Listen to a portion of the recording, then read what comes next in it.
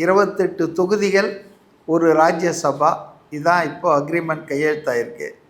28 எந்த தொகுதிகள்ன்றது இன்னும் முடிவாகலை. அதாவது கான்ஸ்டுவன்சிஸ், இது நம்பர் ஆஃப் கான்ஸ்டுவன்சிஸ் தான் முடிவாக இருக்குது.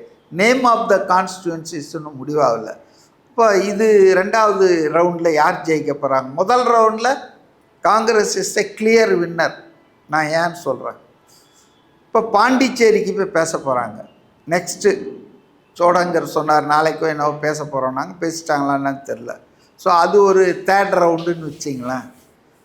ஆக்சுவலாக டிஎம்கே என்ன பிளான் பண்ணிச்சுன்னா, இந்த முறை நிறைய கட்சிகள் புதுசாக வந்திருக்கு இல்லையா, அவங்களெல்லாம் அகாமடேட் பண்ணுன்றதுக்காக எக்ஸிஸ்டிங் பார்ட்டிஸுக்கு குறைக்கிறது, கூட்டுறதுன்றத கொஸ்டினே இல்லை, 1-2 குறைக்கிறது அப்படின்றத அவங்க துவக்கத்துலேருந்தே சொன்னாங்க. டிஆர் பாலு அவங்க சொன்ன காரணம் நியாயமானது தான்.